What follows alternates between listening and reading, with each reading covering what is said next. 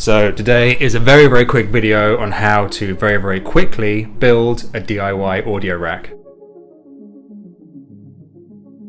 Now the important thing here is that it doesn't have to be perfect, and I think what stopped me from building one before was thinking, oh shit, I've got to paint it, I've got to varnish it, I need a sawing table, and it has to be perfect. It doesn't have to be perfect. It just needs to serve the function that it needs to serve. Ultimately, it's you deciding what's the most important thing for you, and it's absolutely fair enough if you need it to look beautiful in your space. I, at the moment, don't. I just need somewhere to put my rack gear. At some point in the future, I might either make a nicer one using some real wood instead of MDF, or I might do a nicer finish on this one. But what I do know is I just need to get on with making music, and this is serving that purpose. Now the cost on this is really small. The three things you're going to have to spend money on, unless you already have them from other projects, are the wood, the screws, and the glue. But even then, you might not even need the glue, depending on what you want to do. Everything else you could probably borrow from a friend, a family member, put a call out on your socials, see if someone will lend you some tools. I ended up making this one in about 2 hours, and it only really took me that long because I messed up the measuring on the first time round. So whilst you can build this very quickly, it is important to take your time when you're measuring and sawing. Anyway,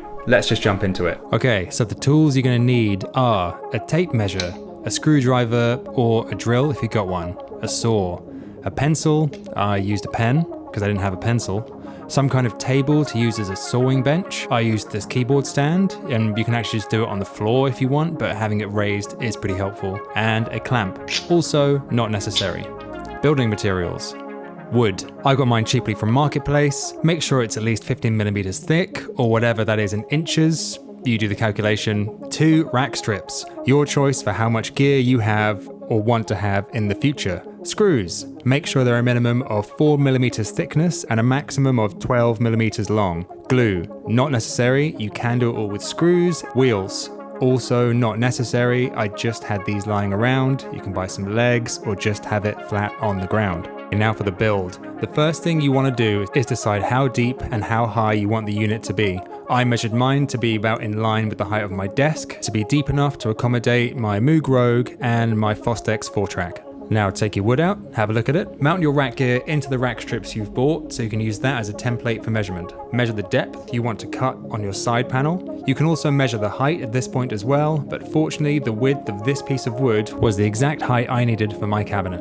Draw out the lines you want to saw along, make sure to double check your measurements, take it outside. If you've got clamps, it's clamping time. Be careful when you begin to just make sure you're starting your sawing perfectly on the line. I made sure to do it in small chunks, blowing away the sawdust each time to make sure I was staying on the line. If, like me, you're a bit cack-handed and inexperienced, doing this really slowly will help. When you're finished, use the part you've already cut as a template for its opposite side. The edges might not be completely perfect, but don't worry about it, just make sure you're lining the wood up as best as you can. I didn't notice that it happened at the time, but one of the clamps disappeared and I had absolutely no idea where it went. Goodbye, my friend. Same process again, taking it slowly to cut off the excess wood. Now take both sides and line them up with your rack unit so you can measure out for the bottom and top pieces. You might have to use something to prop up the pieces, as I did with this stool and 5kg weight. I'm getting the feeling of coming at home. Make sure to measure the top and the bottom of the rack because some units are slightly different sizes and can warp the rack strips out to the top or the bottom.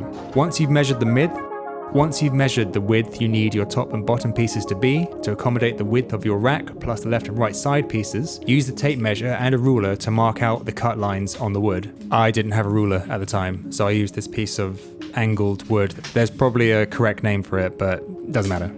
You can also just use a piece of wood you've already cut today. Just be careful to double check the width of what you've drawn out, as I slightly messed it up the first time, so I had to do the whole process all over again, but we'll ignore that for now. Once again, take it outside and saw it. Same thing again, use the side you already cut out as a template for the next one. Then take it back in and do a temporary construction. Great.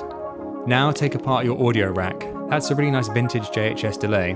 Not the JHS you're thinking of. We'll do a video on that another time. Line your rack strips up against the edge of the side panels. One thing I suggest is leaving a little bit of a gap at the top to allow for some airflow. I don't know if that's entirely necessary, but it's better to be safe than sorry. Also, some people like to recess the racks a little bit into the wood, though I decided to have mine flush just because I knew there was a bigger chance I'd mess it up if I tried to slightly indent it. Then screw the bugger in. Do the same with your second rack mount and side panel, lining them up next to each other to make sure you've got the position correct. I only used a screw at the top and the bottom because that felt secure enough, and also meant I hadn't made too many holes in case I had to change the position of the rack strips later due to mismeasuring. Now, even though this looks like I'm putting in the bottom panel because of the orientation of my preamp, that's actually the top, and you'll see what I mean in a second. Wow. Because no one's going to be able to see it, I'm happy to screw in the bottom panel instead of gluing it, and having a rack unit in there helps me make sure that I'm not messing up the width so that when I try to put my rack stuff in later, there's no chance that it won't fit. So go ahead and screw that guy in, and when you're finished, flip him upside down.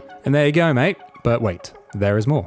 Alright, it's now time to glue the top piece on. Make sure you've taken out your lovely preamp before you do this. Now, you can just screw it in if you don't have any glue, but this was the one part of the build I decided to give any kind of attention to the aesthetics on, and I had this glue left over from some DIY work I did a while ago, but there was a bunch of glue jammed into the cone, so I had to get a little bit messy with it. I also wiped off some of the excess glue on both sides, but forgot to film myself doing that. Wow. I then got some wood to act as a bit of a weight to push the top piece down onto the side pieces, and I also mounted one of my cheaper bits of rack gear at the top to make sure the structure didn't sag to one side. I then left my camera filming the ceiling for about 2 hours whilst it dried. Make sure you check whatever glue you're using to see how long the drying period is. It was a hot day, so mine dried within a couple of hours, but just be careful.